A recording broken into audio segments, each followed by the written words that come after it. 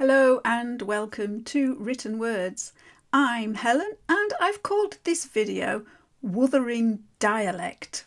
I recently read and loved Wuthering Heights by Emily Brontë. It's a many-layered novel and there is so much that can and has been said about it. After reading it myself, I did write a review of that, so I'll put a link to that in the description. However, I want to look in this video at one particular aspect. What the X yon Joseph on about? A few people I have spoken to and a few online reviews that I've read commented on how the particular character of Joseph can be rather hard to understand, especially for readers who don't come from Yorkshire. Joseph is one of the servants working at Wuthering Heights, and he is a Yorkshireman through and through, and he speaks entirely in Yorkshire dialect. He's the only character who does that consistently, although Hareton does use it a little as well. So here's a little extract from the beginning of the novel when we meet Joseph and hear him speak. "Is there nobody inside to open the door?" I hallooed responsively. "There's nobbut missus, and she'll not oppen it, and you mak your flaysome dins till neat." "Why, cannot you tell her who I am, eh, Joseph?" "Nor to me, I'll lay no end to it," muttered the head, vanishing. So I did have a slight advantage when reading the book because I grew up in West Yorkshire, very near where the Brontes lived, and so I had a bit of a head start on understanding Joseph. So some of what Joseph said was quite familiar to me. Some parts I had to read aloud before I realised what he was saying, but one or two words or expressions were completely new to me as well.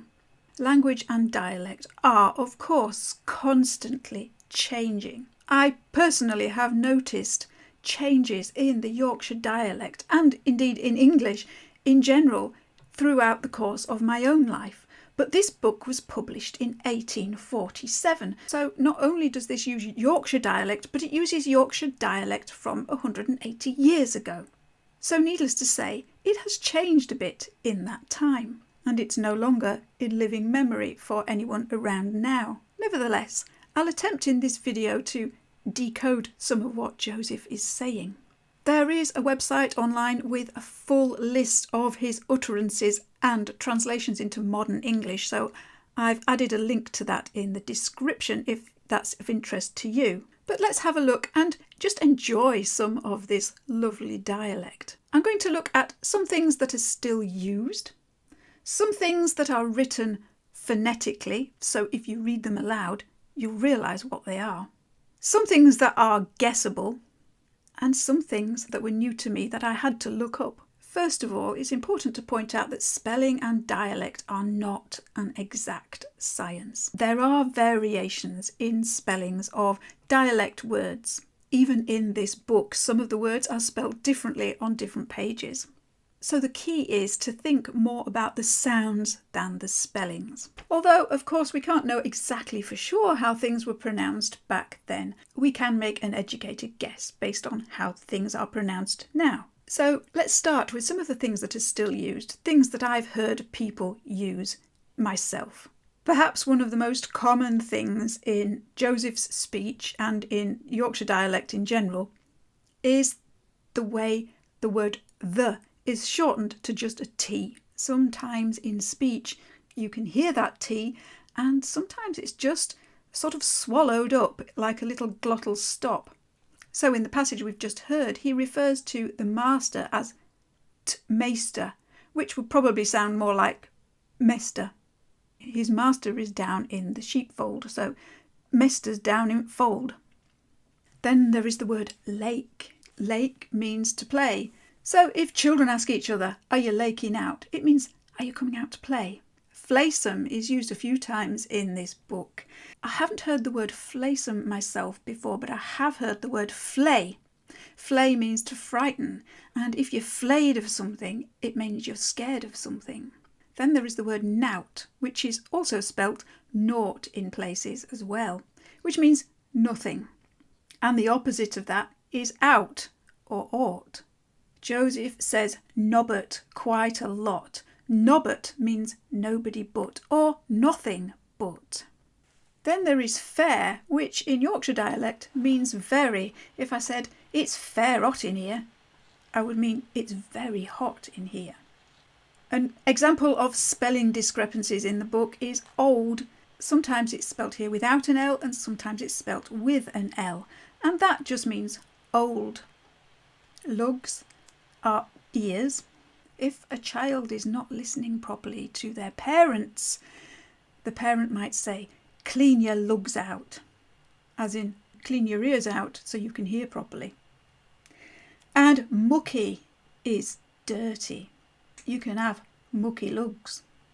And then girt, you can see how that's come from great. Then another spelling and pronunciation discrepancy is rate, reet or rate, which means right or very. It's rate grand is that, meaning it's very good. Joseph mentions brass, which is the Yorkshire word for money. And in this reference, he's talking about counting out the brass. Ollas or allas means always. Then you've got bart, or sometimes bout, which means without. And that features in the well-known song On Ilkley Moor Bar Tat, which is all about what happens if you go out on Ilkley Moor without a hat. Wah means worse, and I recall that from the phrase Warner River, worse than ever. Mun is must. And then a series of words, myseln, yourseln, herseln, hisseln, which I recall without an L, mysen, yoursen, hissen, hersen, meaning self, myself, yourself, himself, herself. So those are some of the ones that were familiar to me. And then there are some interesting words that are phonetic spellings of the accent and the way the words are pronounced. So we've got haas for house, thea for there, d for die, neat or to neat for night or tonight, seat for sight, shoe for she, niver with two different spellings for never, chosen for chosen, usualed for usual, norther ner for neither nor. And then there are some that are a bit different but guessable nonetheless. For example, chimbly is of course chimney, rubbage is rubbish, hivin is having, yon is short for yonder, meaning over there or in many cases that. Forward is forward, not to be confused with forehead, which is forehead. And one I particularly love is hasumdiver, which is however, along with my bite and my sup, which you might be able to guess is my food and my drink. And then some that were new to me include pikes, which is gates.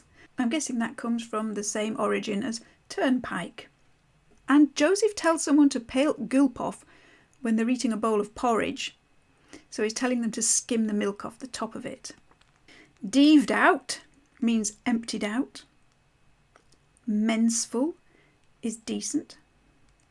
At onst is at once. As big as my neve is as big as my fist. And gang is gone. In some of these, especially this last one, gang meaning gone, there is a flavour of German there, which is perhaps a hint of the history of the language.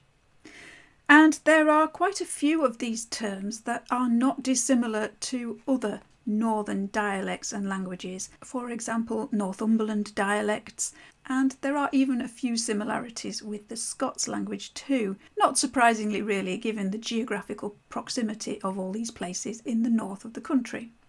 So having gone through that list of vocabulary, let's go back to that extract we looked at the beginning of the video and see if we can work out what Joseph is saying. So his first sentence is, there's nobbut missus. There's nobody but the missus, or the mistress.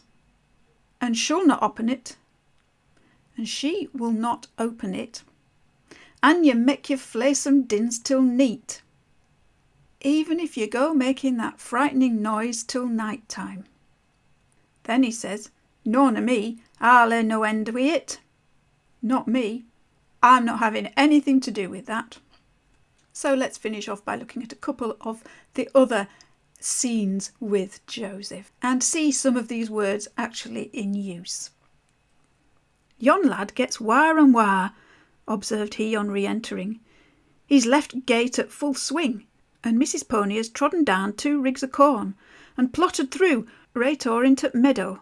Howsomedever, Mester'll play devil to morn, and he'll do weel. He's patience itseln wi' sich careless, offal critters. Patience itseln he is. But he'll not be so allus. Yez see, all on ye. Ye munt drive him out of his heed for nowt. Have you found Heathcliff, you ass? Interrupted Catherine.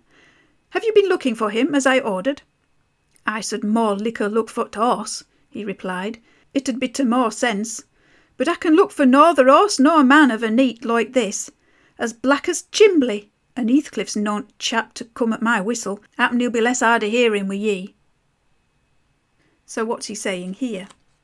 That lad, or that boy, gets worse and worse, observed he on re-entering. He's left the gate fully open, and the Mrs. Pony has trodden down 2 rigs of corn, and tramped through right over into the meadow. However, the master will really complain in the morning, and he'll do well. He's patience itself with such careless, awful creatures. Patience itself he is. But he'll not always be so. You'll see, all of you. You mustn't drive him out of his mind for nothing. And then after Catherine's line, he carries on. I would much rather look for the horse, he replied. That would make more sense. But I can look for neither horse nor man on a night like this. It's black as the chimney, and Heathcliff's not a person to come when I whistle. He might be less hard of hearing with you. And then later on he chastises Catherine like this. Running after lads as usual, croaked Joseph, catching an opportunity from our hesitation to thrust in his evil tongue. If I were yah, maester, I'd just slamp boards in their faces, all on 'em, gentle and simple.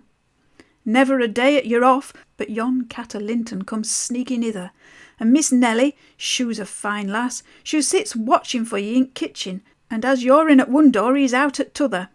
And then our grandlady goes a-courting of her side. It's bonny behaviour, lurking among fields after 12 at night with that foul, flaysome divil of a gipsy Heathcliff. They think I'm blind, but I'm noan. Nowt at sort.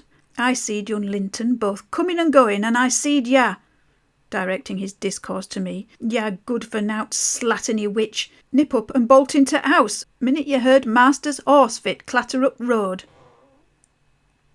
So what is he saying here? Running after the lads as usual, croaked Joseph, catching an opportunity from our hesitation to thrust in his evil tongue. If I were you, master, I would just slam the doors in their faces, all of them, gentle and simple. Never a day goes by when you're away, but that lad o' Linton's comes sneaking in here, and Miss Nelly, she's a fine lass, she sits watching for you in the kitchen. And as you're in at one door, he's out the other. And then our grandlady goes a-courting herself. It's fine behaviour, lurking in the fields after 12 o'clock at night, with that awful, frightening devil of a gipsy Heathcliff. They think I'm blind, but I'm not. Nothing of the sort. I saw young Linton both coming and going, and I saw you, directing his discourse to me, you good-for-nothing slatternly witch, run up and dash into the house the minute you heard the master's horse clattering up the road. So that is Joseph. I hope you enjoyed meeting him and listening to what he had to say, and I hope if you've read Wuthering Heights, it might make a little more sense, and if you have yet to read it, I hope you understand Joseph a little better now. If you're interested in learning more about Yorkshire, its dialect, and Onilclimorbar Tat. I did make a regional English video about Yorkshire, so I will put a link to that in the description too. So thank you very much for joining me in this video. My next one is going to be another grammar basics video, and I'm going to explore the world of verbs in that one. And then there will be some more literature coming along too. So I look forward to seeing you in the next video. And in the meantime, happy reading and happy writing.